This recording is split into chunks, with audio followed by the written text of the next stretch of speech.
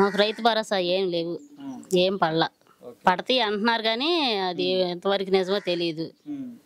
మరి సూపర్ 6 పథకాలు అని చెప్పారు. సూపర్ 6 లేదు, ఏ 6 లేదు మాకు.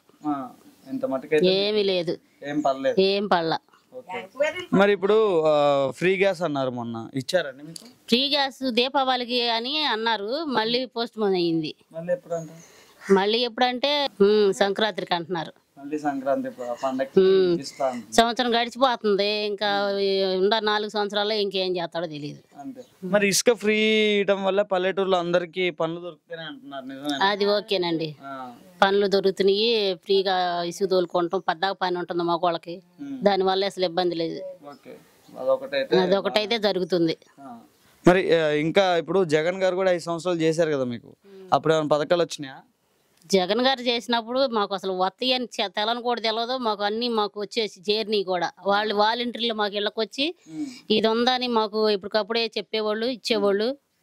ఆయన ఉండగా మాకు ఇది కావాలని మేము అడిగేవాళ్ళం కాదు, మాకు ఏం కావాలో చెప్పి ఇచ్చేవాళ్ళు. అవును, వాలంటీర్లు మమ్మల్ని కంపల్సరీగా ఇంటికి వచ్చి వాళ్ళు అడిగి మా పిల్లలకి ఏదన్నా డబ్బులు రావాల్సి ఆలస్యమై సంథింగ్ కూడా చెప్పేవాళ్ళు, తీసుకెళ్ళి మళ్ళీ ఇచ్చేవాళ్ళు. పిల్లలకే గాని పెద్దోళ్ళకే గాని పొలాల డబ్బులే గాని అన్ని అసలు వచ్చినాయి మాకు. అప్పట్లో మాకు కావాలని అనిపించకుండానే అసలు ఆయన పాపం బాగా చేసాడు.